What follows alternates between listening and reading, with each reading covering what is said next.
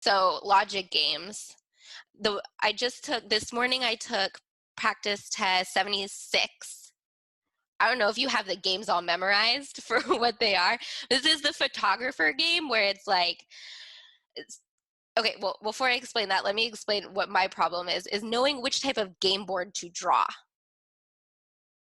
So the other day I did the prep test that had the flower game. Do you remember that? It's like you have the 3 bouquets and you can reuse all of the different flowers.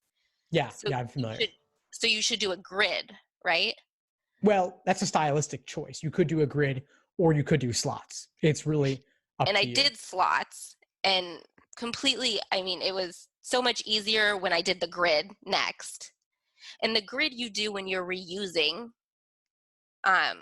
different game pieces, like you can use different flowers more than once. But that's not always the case when you're drawing game boards. I don't know if you have just some like ideas of how to know which game board to draw that will be the most helpful. Sure. And I think the question ultimately stems from an idea that there is a perfect solution to this, which in my opinion, there really isn't. Okay. Part of getting a top score on games is being comfortable enough to adapt to different situations without using a pre-prescribed approach. Right. Because if you can't get that pre-prescribed approach, you're screwed.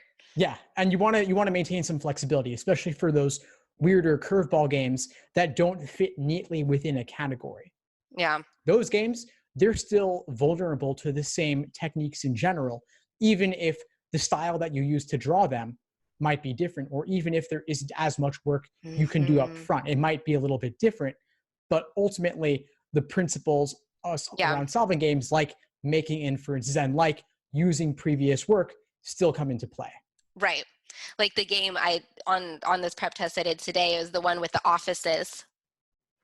Remember where they have to, like, each person had listed their offices in order of preference, and that's completely a different type of game than they normally throw at you. Yeah.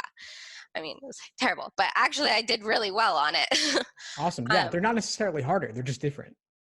Yeah, and it's that initial shock of like, what do I do? I'm getting paralyzed, and how to keep moving. Yeah, so one thing I would actually want you to do, Gene, is we want you to do a bunch of those curveball games between now and the January LSAT, just so that you can get used to putting yourself in those unfamiliar situations where there may not be a clear right answer in terms of how to go about drawing a diagram, whether it's a grid or slots or something else altogether. What can you do when there's not a clear answer and you can't immediately consciously relate it back to a game you've done before?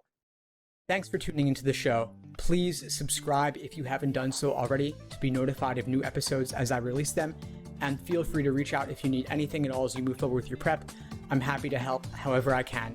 In the meantime, I'll wish you all the best and take care.